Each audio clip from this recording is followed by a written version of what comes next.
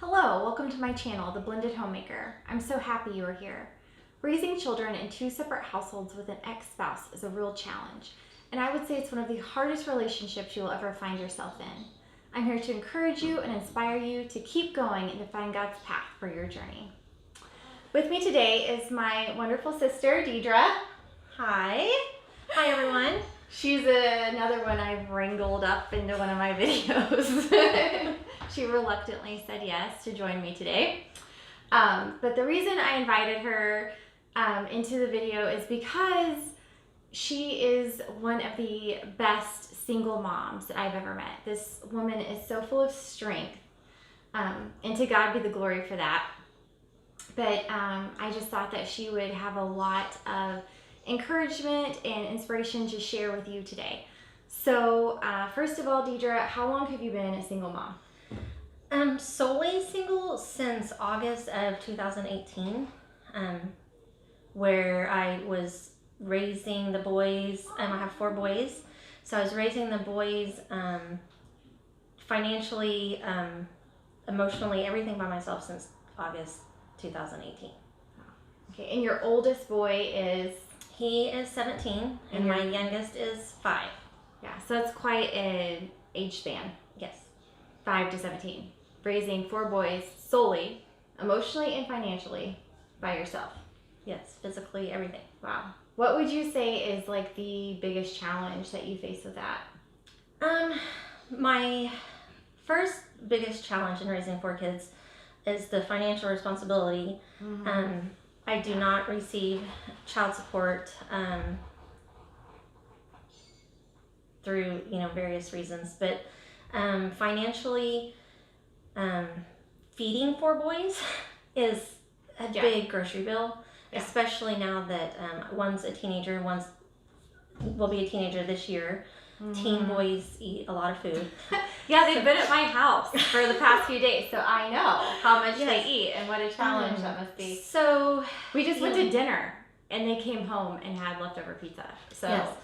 So yes, they eat a lot, and then of course, just maintaining clothes, and they're all involved in sports. So I have sports fees year round, and equipment and gear, and any health. We've had broken arms, and different things happen. And this is all on a teacher's salary. Yes, spontaneous, different expenses, and so to battle that, I've had to maintain, even before I became a single mom, I maintained 2, 3, 4 jobs or gigs going at one time. So I'm always looking for ways to conquer all of those financial needs and not take as much time away from them. Which has got to be a real challenge because you're a teacher. Yes. Plus you find other supplemental ways of income. Yes, so plus you're trying to make sure that you have plenty of time with your children. Yes, so our school district is a 4-day district, so we are out of school on Fridays. Mm-hmm. So that opens up Fridays to find other work, and so I have been with an insurance company since 2017 on every Friday, and so that helps supplement income. And then in the summertime, for the last several summers, I tutor children, and we meet at the local library, which is free, and so I've been able to make extra money that way. I have painted cabinets, kitchen cabinets, I have painted furniture, I have done a lot of stuff on the side from friends of friends and family that have needed work done, or they wanted to change furniture around, or whatever, because I've done a lot of DIY stuff for myself, because financially that's the easiest way to go. And so I've had a lot of gigs where I was hired to do that, and it just finding ways, ways to make money and save money. Yes. Both.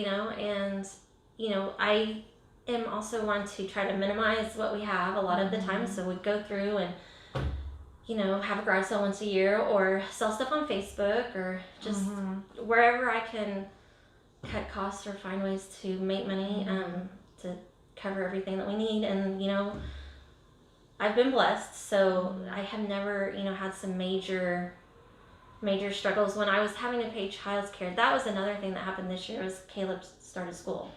So I was no longer having to pay childcare. So that was a huge, lift off my shoulders this school year. So that has been able to, if I don't get a tutoring gig or, something like that, it will help because I don't have all the childcare expenses going out now that I did. So that has helped a lot that he's aged out of needing a babysitter. Yeah. So that has just really taken some stress off too. Financially. Yes. So you've shared your biggest hurdle, which is finances, and with that trying to find plenty of time with your children. Yes. And you've shared how you have overcome that hurdle, the obstacle of finances. But now could you share with us how you overcome the hurdle of having plenty of time to spend with your children while being their sole provider? In the evenings, I try to devote my evenings to them, so I do not want to work. Like, I could find extra employment if I needed to in the evenings. I have kind of prohibited myself from, finding work on the evenings and the weekends if it was going to cut into my time with them. So you kind of set boundaries. I did when set you my work own and when you don't work. boundaries, and because of those boundaries, yes, that might affect the amount of money I'm bringing in, but at the same time, okay, well, I don't need A, B, and C all the time. You know what I mean? Like, you just work within your means, and Cut you're costs not. where you Yeah, can. you're not going to live beyond your means anyway, if you can help it. And so I in the evenings I try to focus my time to them, which I have all of them in some type of activity. Well, I say that my oldest son just had knee surgery, so he's not playing soccer this year, but the other 3 boys are all in sports, and so we have practice 3 or 4 nights a week, and actually our games should be starting up next week, and so I really just devote my evenings to all of their activities and being at everything, because I really try not to miss anything. Right. Because they don't have somebody else. If I miss, then there's not going to be somebody else there for them. Yeah. So I, try to be at every single thing for them, every week by week by week. Wow. So that's awesome. Well, you're rocking it. You're making it happen. You're doing great. Well, I'm proud of you. Thank you. You're an inspiration. Thank you. So in what ways has God helped you through your journey of single parenting? I would say, I'm having to wear 2 hats. I'm having to be a mom and having to be a dad. So I'm having to be, nurturing and, affectionate and things that a mom is, but I also have to be more of a disciplinarian and, an enforcer and all of those things like a dad might typically do. And,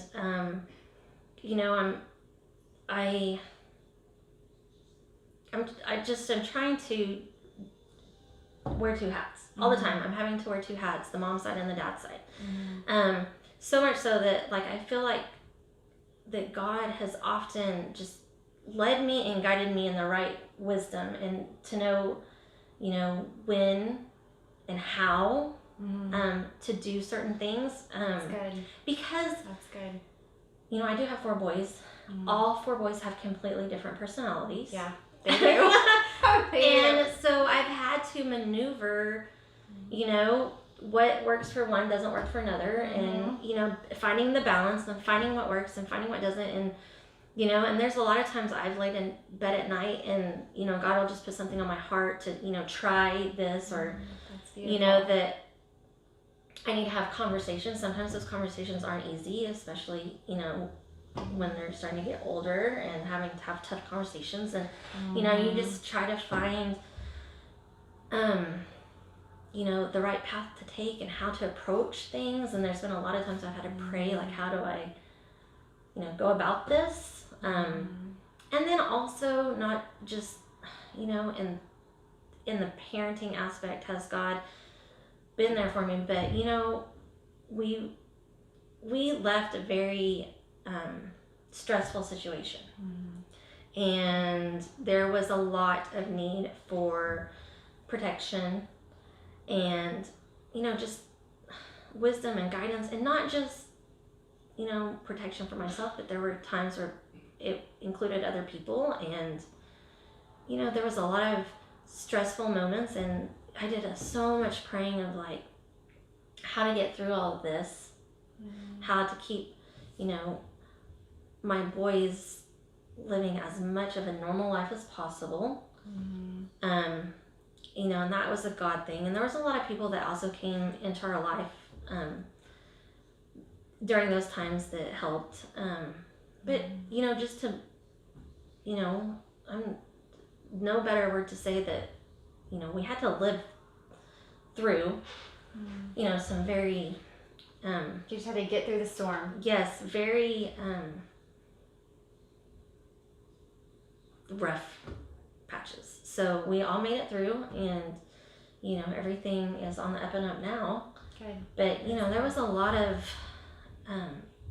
praying, and not just that too, but when you become a single parent, solely single parent, there's a lot of anger and resentment and grief. I had a lot of grief.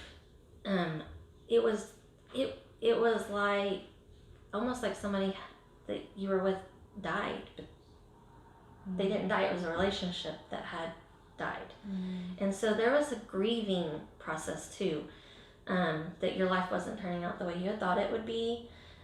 You had fought for so long to have, you know, your children's parents under the same roof, and, you know, there was just a lot of grief and guilt and things that went along with that, and anger. I was very angry. And so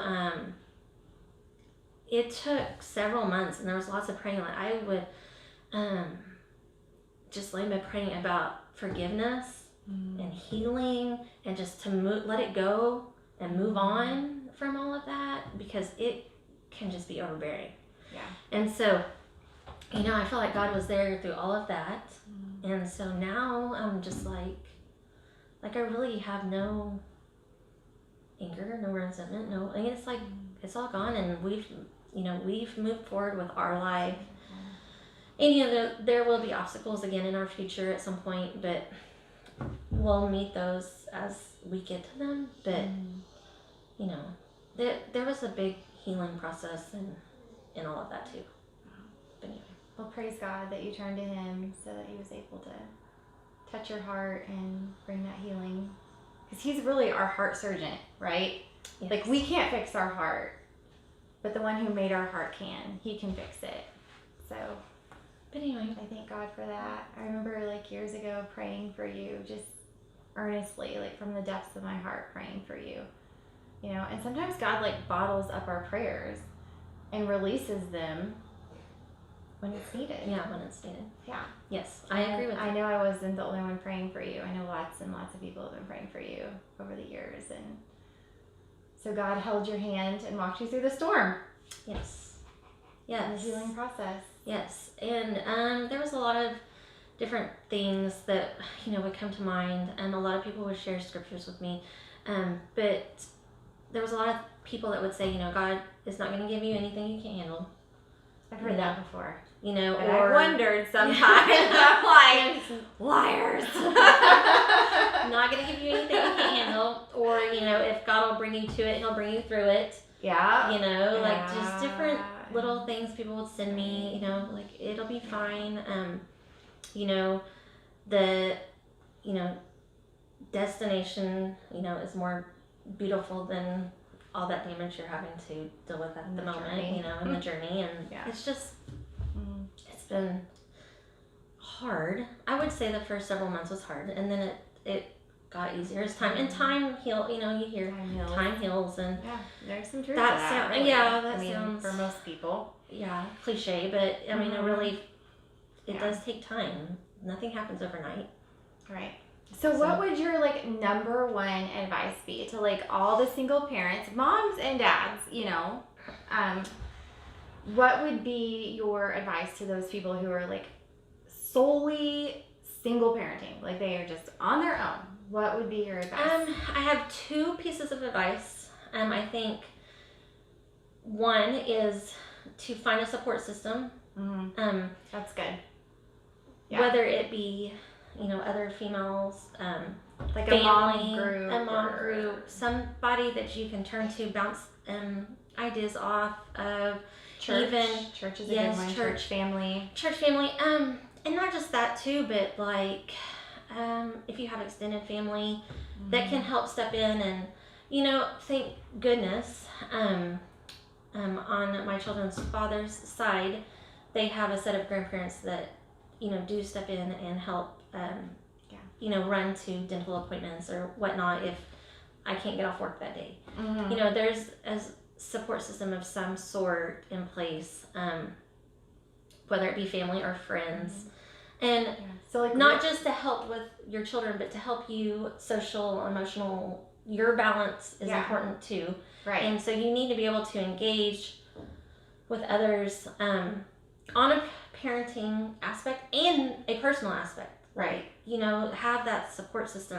And I have a wonderful group of, I have great family, great friends, church family. I've had a lot of people that have walked with me through all of this. Now, my second bit of it. Not to interrupt you though, I just wanted to say, so on that note, some people don't want to accept help, right? Like they're like, like you're burdening somebody by accepting help. Or you just have this mindset of I can do it all myself, or so you're like yes. So accept help if somebody's willing to help you. Yes, and I will say this. Accept it. Right? I found that we all say if you need anything, let me know.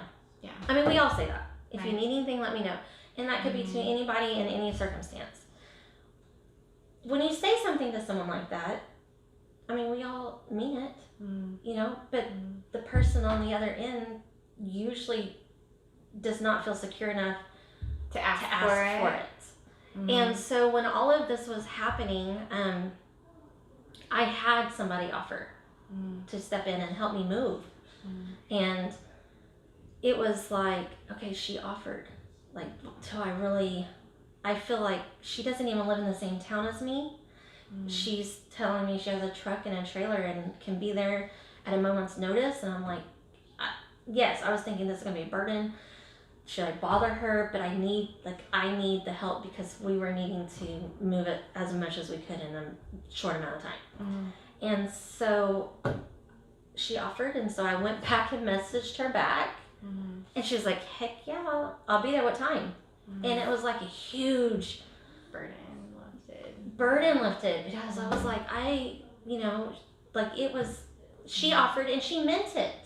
We all think that, no, they're just trying to be nice. But no, if somebody actually says, if you need anything, let me know, or they specifically offer something for you and you turn it down, but then you find out that maybe that's something that you really probably did need. Yeah.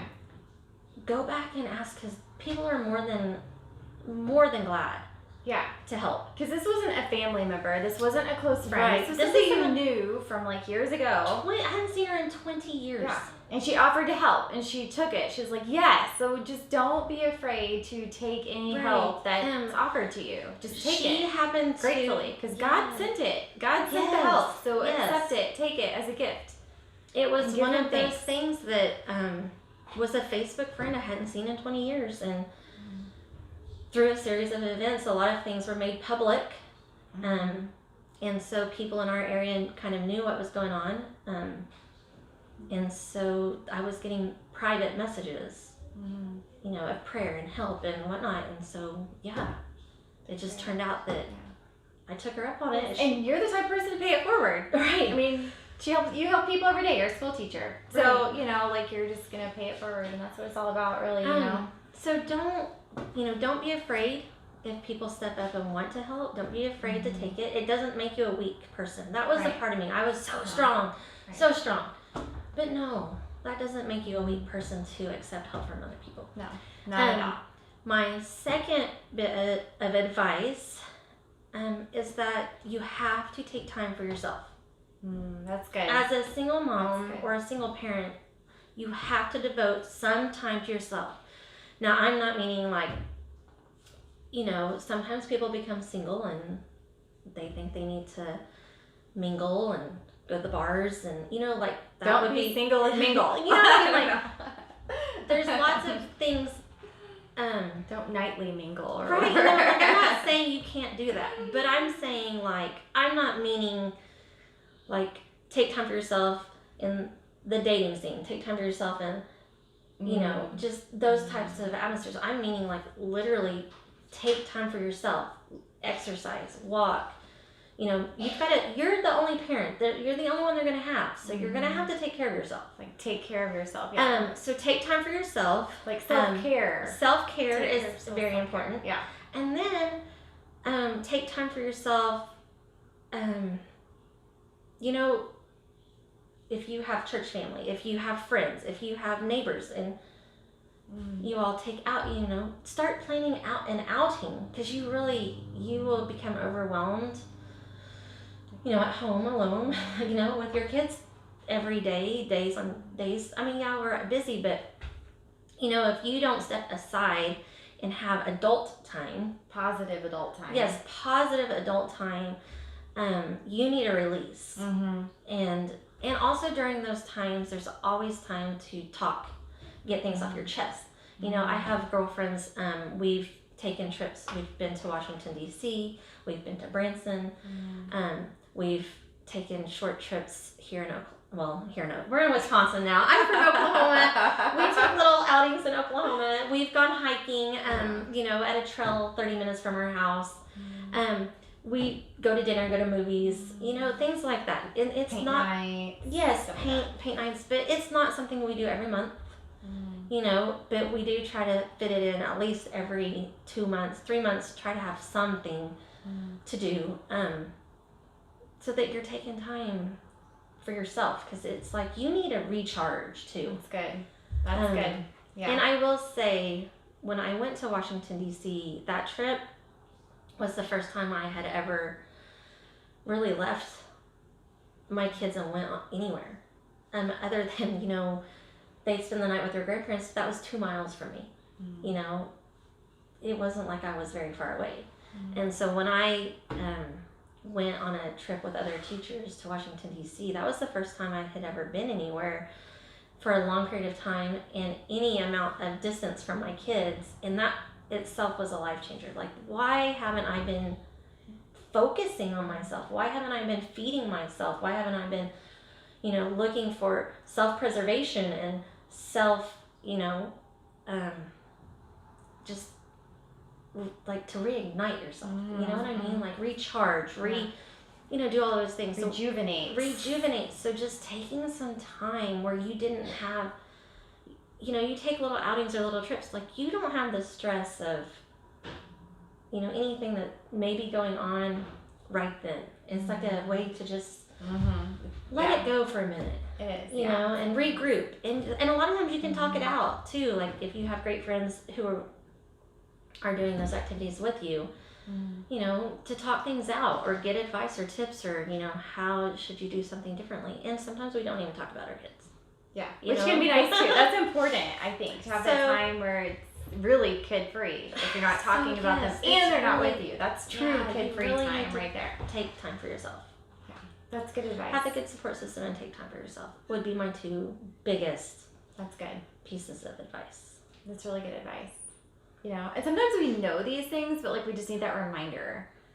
So I hope that this time together, it wasn't so hard, was it? It wasn't so bad. She put me on the spot. I didn't know I was going to be interviewed when I came to Wisconsin.